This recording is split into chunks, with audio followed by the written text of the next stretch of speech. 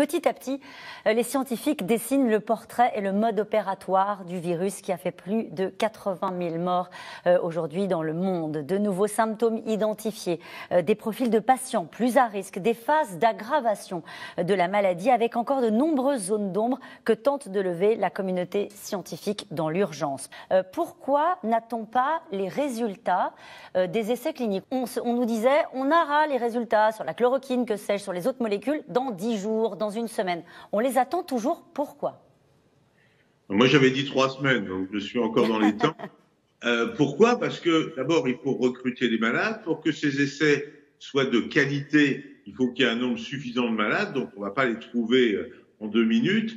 Ces malades, ils doivent avoir des critères d'inclusion pour pouvoir les mettre dans ces essais, ils doivent donner leur accord. Et puis surtout, si on veut vraiment voir si les médicaments modifient le pronostic, il faut qu'on se donne le temps de l'évolution de la maladie. C'est pas uniquement de baisser une charge virale qui compte, c'est d'empêcher la réanimation, d'empêcher la mort, de guérir plus vite. Et si vous voulez connaître cette information pour des centaines, voire des milliers de malades dans différents centres, sur un suivi de 8, 15, 20 jours par malade, on peut pas rêver, on peut pas avoir les résultats tout de suite. Il faut avoir la patience, et c'est cette patience bien difficile à avoir actuellement, mais cette patience est la garantie de la qualité de l'information et de la preuve.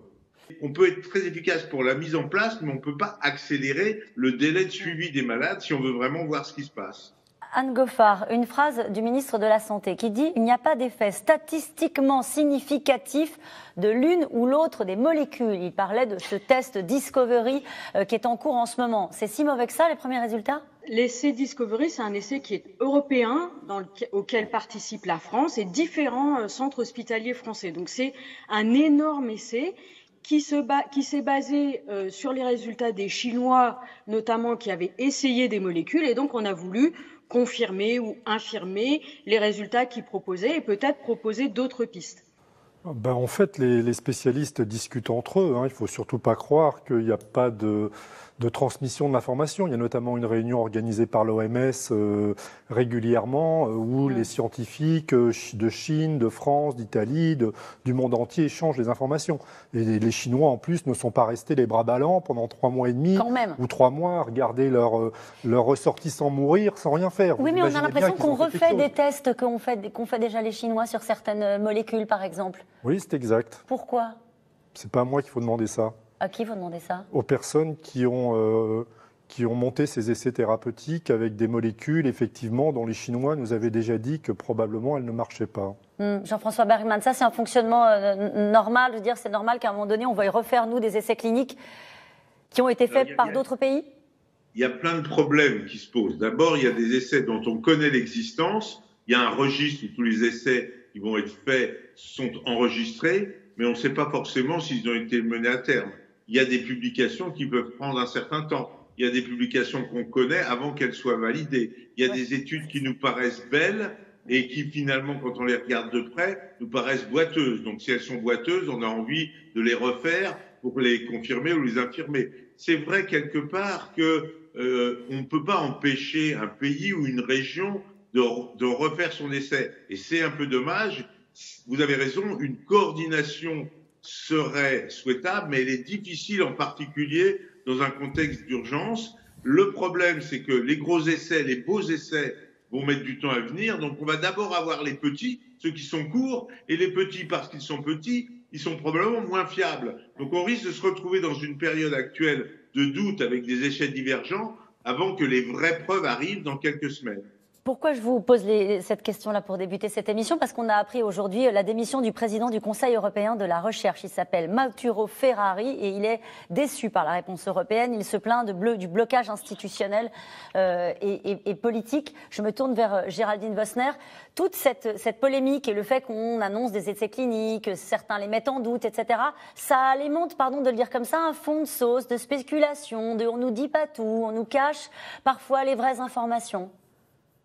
Ça alimente clairement, et je pense qu'il faut le dire, un complotisme qui est consubstantiel à chaque crise sanitaire, évidemment. Mais on voit très bien, hein, les premières allégations vraiment conspirationnistes, complotistes, elles arrivent dès le 20 janvier, quand on apprend que le virus peut se transmettre d'homme à homme. Alors là, vous avez les théories classiques, j'ai envie de dire militaires. On nous explique que ce virus a été créé en laboratoire, soit par les Chinois, soit même par les États-Unis. C'est même le porte-parole de la diplomatie chinoise qui explique ça. Et puis, assez récemment, mais il y a une quinzaine de jours, ces théories complotistes, on nous cache tout, elles se sont déportées sur la chloroquine. On aurait une molécule miracle qui pourrait soigner tout le monde et que les gouvernements nous empêcheraient d'utiliser. Alors, pour les uns, c'est parce qu'ils sont sous la coupe de Big Pharma, parce qu'on veut nous vendre un autre produit. C'est assez dangereux parce que ça provoque ensuite des mouvements de masse, des mouvements de foule de gens, et pas uniquement en France. On a souvent une vision assez auto-centrée, mais dans le monde entier, qui vont se jeter sur un médicament qui peut potentiellement être dangereux. Il y a quelque chose qu'il faut comprendre vraiment dans l'évolution de la maladie. Il y a 2 temps. Ouais. Il y a un temps où c'est une maladie virale et il y a un temps où on a à gérer les conséquences de ce qu'on a appelé l'orage immunitaire. Et en fait, il est très certain que les médicaments qui seront efficaces à la phase précoce ne sont pas les mêmes que ceux qui seront efficaces à la phase avant de rentrer dans la phase tardive, parce que finalement, dès que l'orage immunitaire est survenu, c'est peut-être déjà un tout petit peu trop tard. Ça, c'est quelque chose qu'on a appris du virus et du développement de la maladie. Ça, c'est acté. Je veux dire, c'est une certitude. Oui, c'est une certitude, et il est probable que les essais thérapeutiques qui avaient été designés, si vous voulez, à un moment où on avait une certaine idée de la maladie, au jour d'aujourd'hui, on ne les construirait probablement pas tout à fait pareil. Par exemple, s'il y a une efficacité antivirale à évaluer, il faut l'évaluer le plus tôt possible. L'évaluer quand les malades sont en réanimation, ça ne sert plus à rien, si vous voulez. Ça veut dire que les essais cliniques dont on parlait au début de l'émission portent sur la première phase de la maladie ou la deuxième phase de la maladie ou les deux? Justement, il y a une ambiguïté là-dedans, si vous voulez.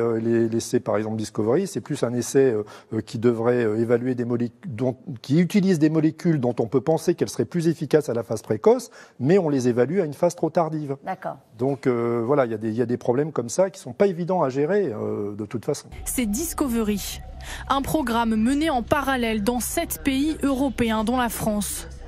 Lancé fin mars par l'INSERM et les ministères de la Recherche et de la Santé, il permet de tester sur des patients atteints du Covid-19 plusieurs médicaments déjà présents sur le marché. Le programme Discovery teste également l'hydroxychloroquine, un antipaludique qui défraie la chronique depuis sa mise en avant par l'infectiologue Didier Raoult le mois dernier. Ces protocoles d'études étant jugés insuffisants, les essais cliniques se multiplient pour établir la véritable efficacité de la molécule. La semaine dernière, le CHU d'Angers, en collaboration avec une quarantaine de centres hospitaliers, a lancé le programme e-Covid. 1300 patients et une question: l'hydroxychloroquine a-t-elle un impact chez les malades à haut risque? On ne ferait pas un tel essai thérapeutique s'il n'y avait pas d'espoir d'efficacité. Donc très clairement, on espère tous que l'hydroxychloroquine est efficace. Néanmoins, actuellement, quand on regarde froidement les données de la littérature, il y a autant de signaux favorables à cette molécule que de signaux défavorables. Et très peu de données de bonne qualité sur l'efficacité thérapeutique et véritable de cette molécule. Ce sondage où on voit que 59% des Français croient à la chloroquine. Oui, alors la difficulté, c'est qu'il faut avoir les preuves scientifiques de l'efficacité. Alors, c'est une molécule qui a un effet antiviral in vitro, c'est-à-dire dans nos tubes à nous, dans les laboratoires de virologie. Quand on met du virus en culture en contact avec l'hydroxychloroquine, on peut voir un effet antiviral. Mais la distance entre nos paillasses de laboratoire et le patient est énorme. Et bien souvent, ce qu'on observe, nous, dans les laboratoires, n'est pas confirmé chez les patients. Je voudrais juste vous interroger sur quelque chose que vous venez de dire. Il y a la recherche et puis il y a le travail des médecins avec les malades. Le professeur Raoult dit « Vous ne pouvez pas transformer les patients en objets de recherche ». Il oppose l'éthique de traitement contre l'éthique de recherche. Vous êtes d'accord avec cette façon de présenter les choses? Parce que pourquoi on vous en parle à tous ce soir? C'est parce que ça alimente aussi cette polémique. Encore une fois, il y a une pétition, il y a des sondages, on est pour ou on est contre, alors qu'on est au-delà de la vérité scientifique. Donc, est-ce que vous êtes d'accord avec cette façon de présenter les choses? La recherche d'un côté et l'urgence des malades de l'autre. Et les deux sont complémentaires, en fait. C'est là où, en fait, c'est difficile de trancher. Parce que l'un ne va pas sans l'autre. C'est-à-dire que d'un coup, nous, on le voit bien au quotidien. même si ce sont des études qui sont faites au fil de l'eau comme ça, on voit bien ce qui rend service aux patients, ce qui ne rend pas service aux patients. Donc d'un coup, ça veut dire plein de choses. C'est la même perspective qu'il y a eu lorsque d'un coup, des médecins donnaient des anti-inflammatoires. Et on s'est aperçu que c'était vraiment quelque chose qu'il ne fallait pas faire. Et d'un coup, on a réussi à rééquilibrer les traitements en disant bien, ne prenez pas d'anti-inflammatoires parce que d'un coup, ça aggrave la maladie. Ça ne peut pas être plus rapide que le temps d'évolution de la maladie, comme Anne l'a dit tout à l'heure. C'est impossible. On comprend l'urgence, on comprend l'envie de savoir, on comprend le fait qu'on a du mal à voir ça avec une certaine non-efficacité spécifique. Mais hépatite C, 20 ans pour avoir les bons médicaments. VIH, 5 ans. La grippe qui est finalement une épidémie qui ressemble. Aujourd'hui, alors que la grippe, on la connaît depuis des décennies, on n'a toujours pas de médicaments qui soient capables de diminuer la gravité de la grippe. On peut un peu diminuer la durée des symptômes. Donc, ne rêvons pas. Le travail est considérable et on ne peut pas faire un travail considérable en une semaine. Les antennes soupçonnées de propager le virus par les ondes. Pour certains, la vérité est ailleurs, loin des sources officielles. Vous réalisez que vous installez la 5G ? Oui. Vous réalisez ? Oui. Vous savez que cela tue des gens ? Quand on l'utilisera, ça va tuer tout le monde. Qu'est-ce que fait la 5G ? Elle empoisonne les hommes qui sont infectés par les champs électromagnétiques. Ils diffusent des ondes qui affaiblissent le système immunitaire et après, les gens sont testés sur le Covid-19. En France, sur les réseaux sociaux, le compteur électrique Linky serait responsable de la transmission du virus. Réaction plutôt agacée d'EDF. Est-ce qu'on a vraiment besoin de démentir cela ? Sur Twitter, une ancienne ministre jette le trouble. Je suis stupéfaite par cette épidémie de Covid-19 et ne peux m'empêcher de m'interroger sur son origine et pourquoi il y a une telle mobilisation planétaire. Désagréable impression que l'on cache quelque chose. Peut-on nous dire la vérité ? Et le vrai problème de tout ça, on parlait tout à l'heure de la surcharge de travail des soignants qui doivent soigner plus faire de la recherche. Il faut en plus qu'ils fassent un travail pour trier dans l'information qui leur arrive qu'est-ce qui est vrai, qu'est-ce qui est prouvé, et qu'ils fassent un travail comme on est en train de faire pour essayer de calmer les choses dans une population qu'on soit bien en attente absolue d'information, mais qui, faute de l'avoir, va se l'inventer. Quand on entend que 60% croient à la chloroquine ou 15% ou 20% croient, alors qu'ils n'en savent rien en fait, mais c'est parce que cette soif de savoir remplace le trou de l'absence de connaissance. C'est terrifiant parce que on a beaucoup de mal à lutter contre ça. Et les patients, Patrick Pelloux, sont aussi dans ce questionnement-là. Vous devez détricoter les fausses totalement, mais surtout que si vous voulez, le problème des rumeurs, c'est que maintenant vous avez un moteur nucléaire sur les rumeurs, ce sont les réseaux sociaux. Et d'un coup, lutter contre ces rumeurs, c'est quelque chose de très difficile et très long qui ne peut pas être fait par l'humour. Et même si vous opposez à une rumeur des scientifiques ou des personnes comme les personnalités que vous avez invitées ce soir, c'est extrêmement compliqué. Parce que derrière ça, si vous amenez une contre-affirmation, elle sera immédiatement contrée par autre chose. Et ça touche évidemment la santé et ça touche l'argent. Pourquoi l'argent ? Parce qu'évidemment, comme vient de dire Bergman fort justement, derrière ça, tout le monde va vous dire que d'un coup, s'il y a les vaccins, ça rapportera beaucoup d'argent, etc. pour tel pays qui aura trouvé le vaccin.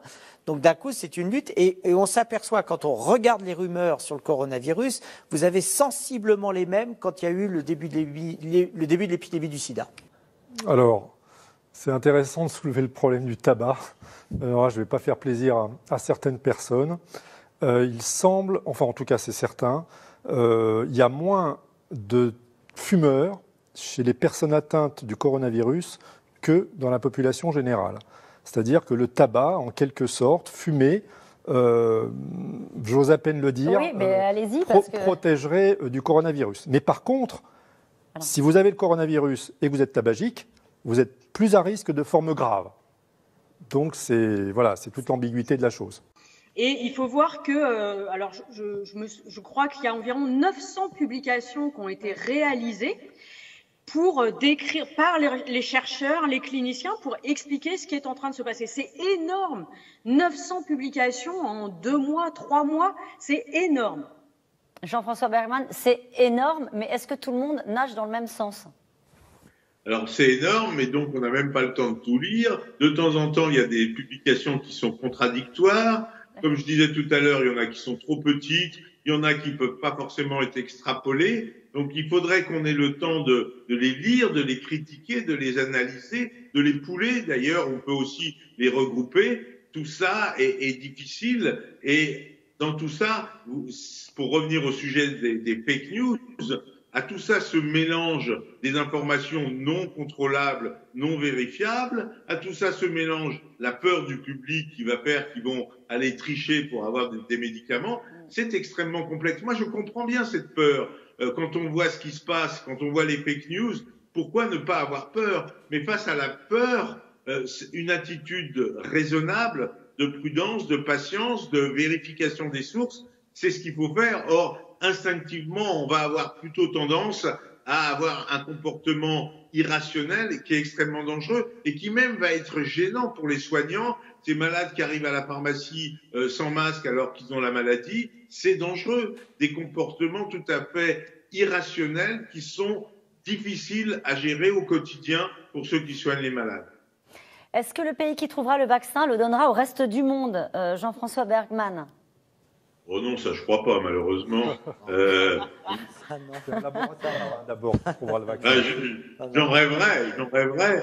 Je pense qu'il va d'abord en fabriquer pour ceux qui vont être prêts à l'acheter, et on voit tout de suite que les pays riches vont l'acheter. Alors après, comme ça a été fait pour les médicaments du VIH, qu'en plus ils en donnent aux pays qui ne peuvent pas se le payer, ça c'est possible. On l'a vu pour le VIH, on l'a vu pour l'hépatite C. Mais je ne crois absolument pas à un don d'un vaccin découvert par un laboratoire pharmaceutique à l'humanité. C'est sûr, mais il faut derrière que toutes les mesures sociales et politiques suivent. Vous pensez à quoi? C'est notamment, comme on vient d'évoquer, notamment sur la précarité et sur la façon de vivre. C'est là où la gestion de la crise est politique avant toute chose. Merci à vous tous.